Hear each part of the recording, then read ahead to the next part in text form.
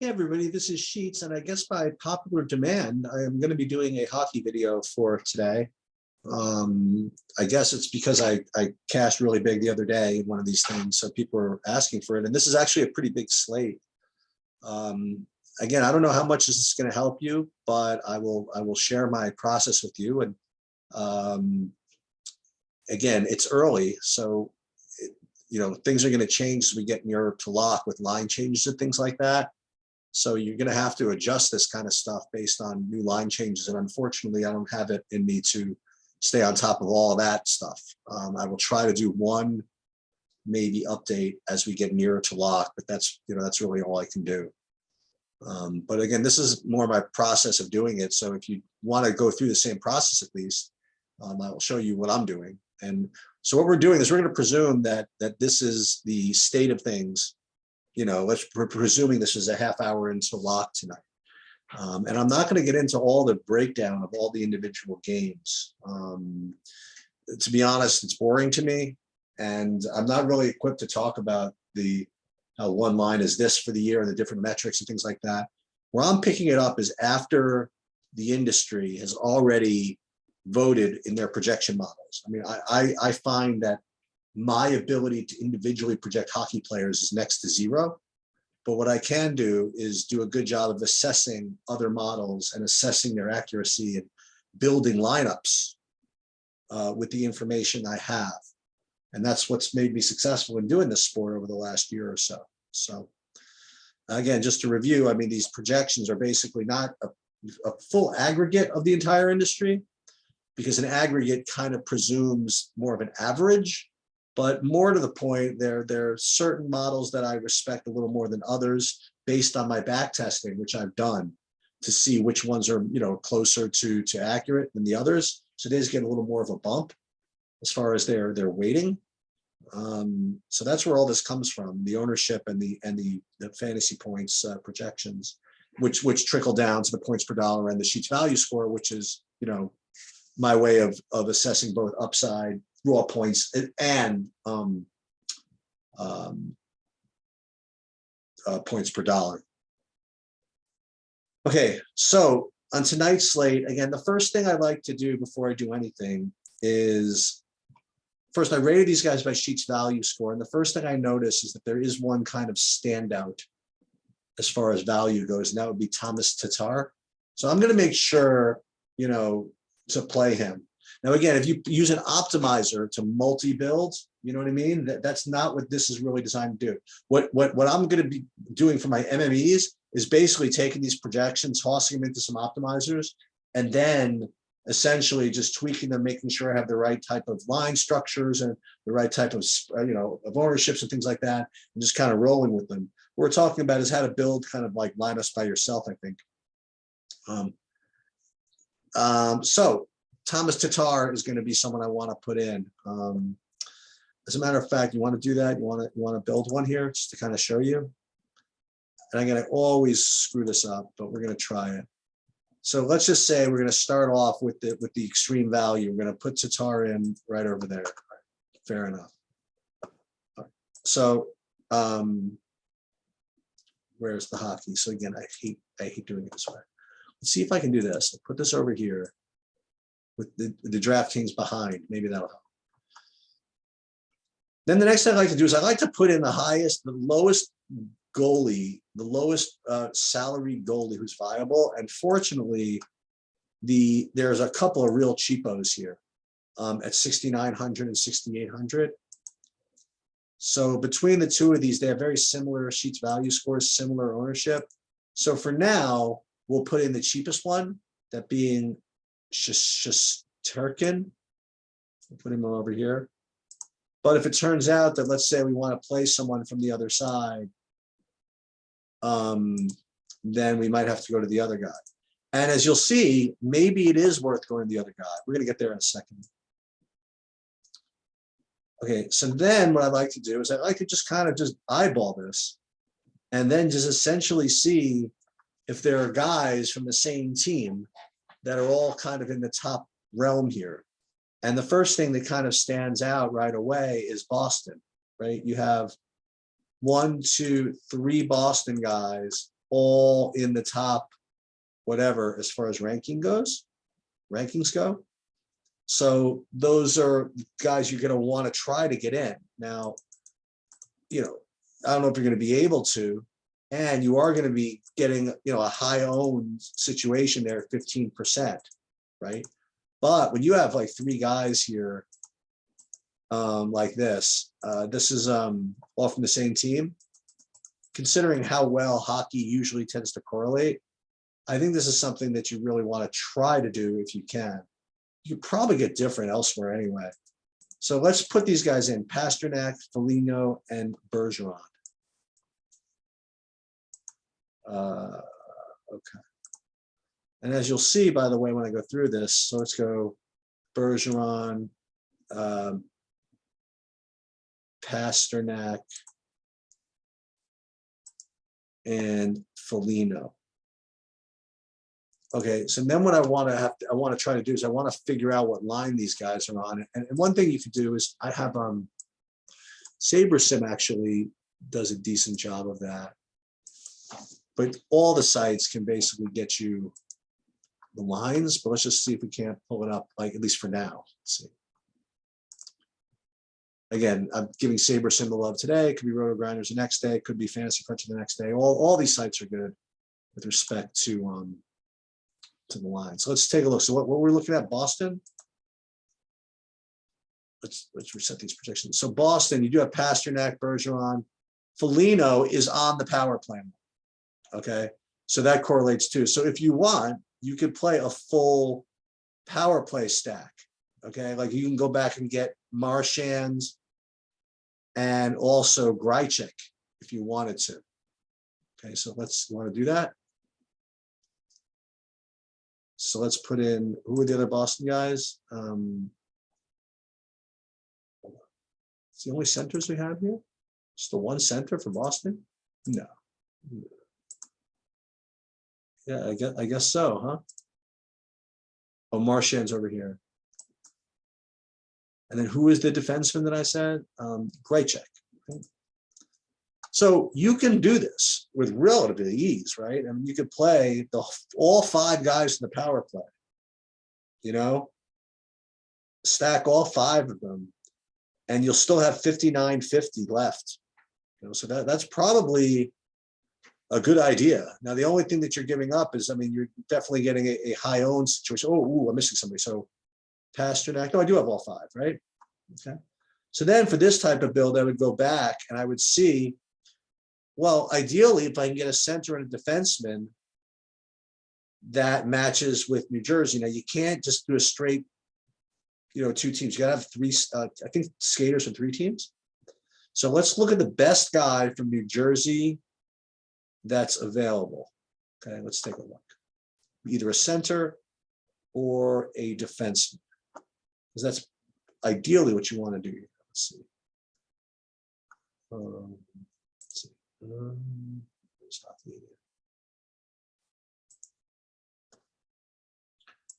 Jesper Bratt. Now, if God forbid Jesper Bratt is on the same line as Tatar, then we're really in business. Let's take a look. Let's go to New Jersey. Take out Boston. Jesper Bratt is on 1-1 with Tatar. So this is beautiful. So we put in Jesper.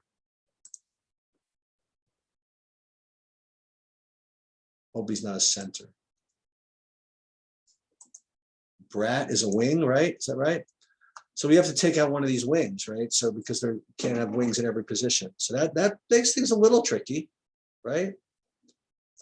So if you can't play Bratt, well,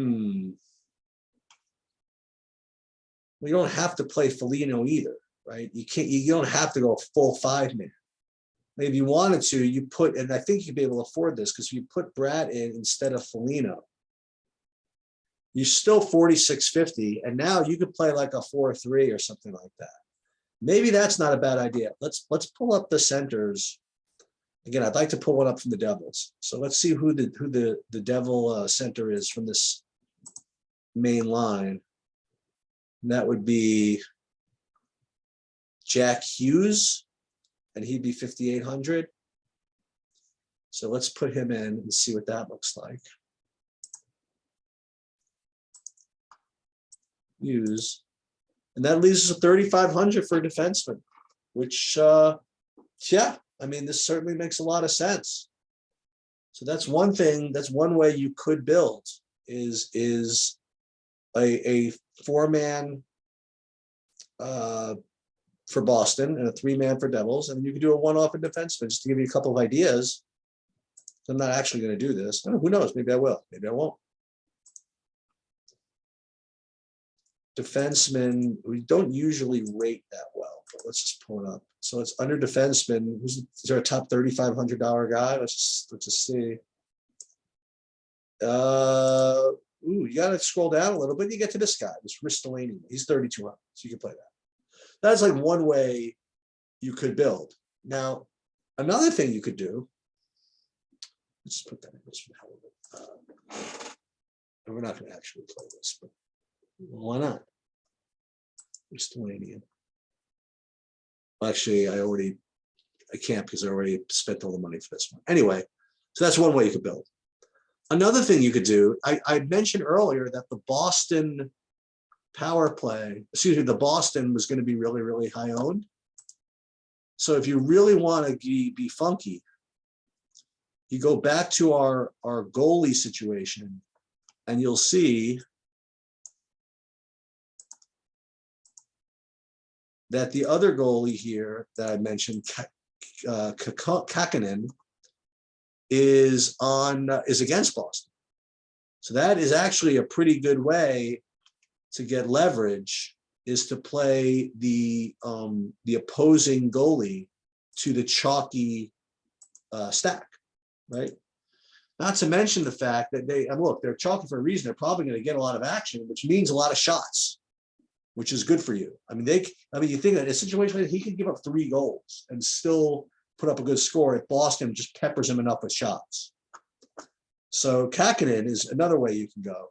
And if you didn't want to go the chalky Boston route, what you do is you go to the next group. And let's just take a look. Let's see what the next group of guys is that kind of look together. And that would be Dallas, it seems. Dallas, Detroit. No, it looks like Dallas. So that would be Radulov, Senguin, and Gurianov. So let's put those guys in. We'll see what that looks like. They look pretty low owned as well. So that could be kind of interesting. So Dallas, let's put in, who do we say? Radulov. He's only 3K. I remember this guy. He's no good. All right, Radulov, Senguin, and Gurianov. You have to put him in the. And they'll just for 2,500, really? Okay. Well, just for fun, let's see what line these guys are on. Let's pull up Dallas. Get rid of the New Jersey if we can. I'm in trouble. In any case, I can find it. So you have Senguin is in the second line. Okay. Radulov is third line, but the first power play. Senguin second. Oh, that's why. So these guys don't really correlate too well. So maybe the Dallas thing isn't the idea.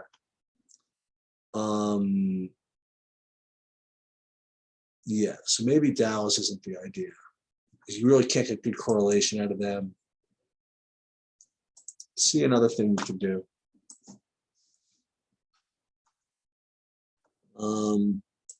Arizona, Florida, gotta find another Chicago. A couple of Detroits kind of bunched together here. A couple of Arizonas. The Pittsburgh isn't bad. With Rust and Gensel. And there's DeBrincat.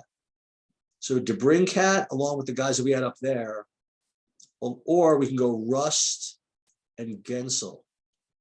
As you recall, DeBrincat could be paired with, I think it was Kane who was up here. like Patrick Kane. So can you get both those guys in? Can you do both the Pittsburgh and the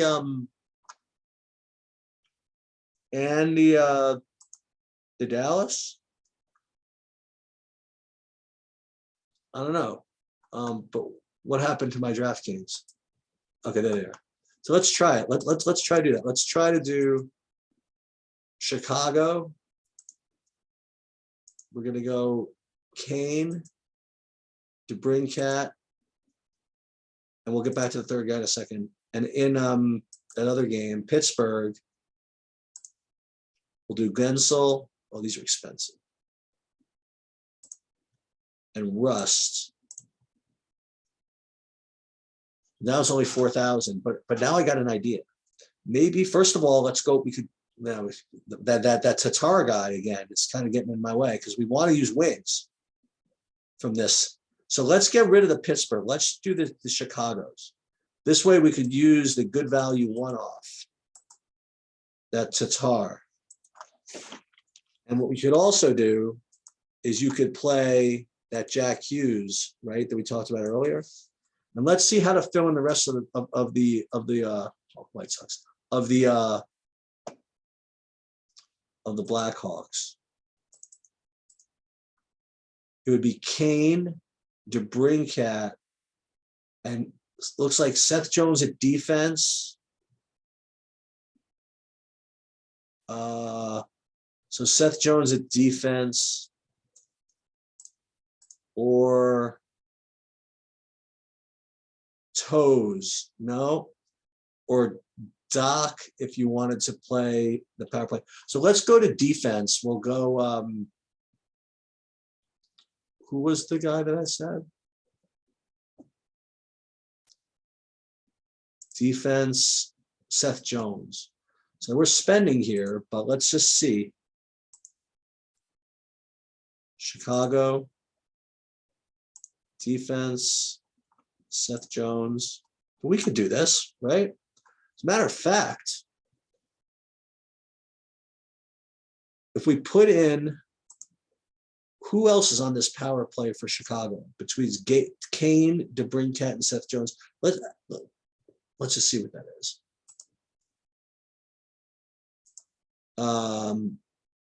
DeBrincat, Seth Jones. We got to give up some value here. Not Toes. It would be probably Borgstrom, right? As another center. So let's put him in. So we put in Borgstrom as a center. And you could definitely do this. So you could play 4 Blackhawks and then play at least 2 Devils, and then you could fill in that way. So that's, I think, what I would do on today's slate if I were hand building. I would probably either try to make a build with Boston or make a build with Chicago. Now, again, you'll see that this New Jersey thing always seems to work. So that's something to keep in mind. And again, more important than the teams that I would use is the process that I use to come up with that, right? So again, if you are a full subscriber and you have access to these sheets, you could do exactly what I just did and eyeball these ownerships and, and build your own lineups that way. You might not come up with the exact same thing I do, and then, like, for example, you look at here, you can play Arizona. This guy as, part of a game stack. If you're going to play the Blackhawks, play Landon Krause. There's another Anaheim I thought I saw down here, or maybe not. But yeah, again, I don't have really any real drill down to the how the plays are derived, but given the fact that I'm starting with these projections, I certainly can give you some guidance on how to use them. You know what we're going to do just for kicks? I want to see what would happen if I just ran lineups with, I actually did already, so I can show you. So, well, I'll just show you just to prove that I did it the same way. So I'm going to build 20 lineups using SaberSim, which does a good job of, oh, I gotta stop this. I have to upload my projections first. So if I upload my projections and we just have it run it, I want to see if the lineups that the SaberSim optimizer builds resemble the ones that I was building by hand. I am going to guess the answer is no, but we shall see. Again, when you're optimizing for MME, it's just a little bit different than just doing single entry or whatever, because you really are trying to stack the crap out of some of these games and really, maybe get some low owned things where I wasn't really trying to emphasize ownership. Although I did, because we did do the chalky build with Boston. Then we intentionally went and tried to fade them by trying something else. And I wouldn't give up on that Dallas idea. I just couldn't quite figure out what to do with it. Maybe you're supposed to use those with the high priced one-offs like McKinnon or something like that. So let's see when I run a SaberSim build, what it looks like. Yeah, this one tried to get more of the Rangers actually, which is interesting. And it did go for more of the 3-man with the Devils. So let's just take a look at, yeah, this gives me 100% Devils actually, which makes sense because this Tatar showing up is such an amazing value. Right? But it's good. Look at this, come with San Jose, didn't even consider it. The Rangers didn't consider it because what SaberSim is doing is actually simulating the games, right?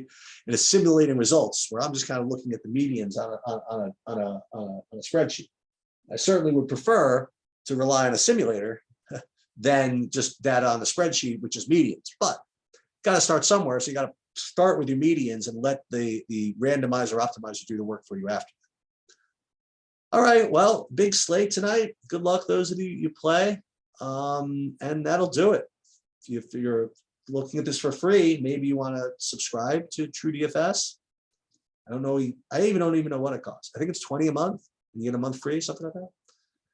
But check it out, truedfs.com, and that will do it.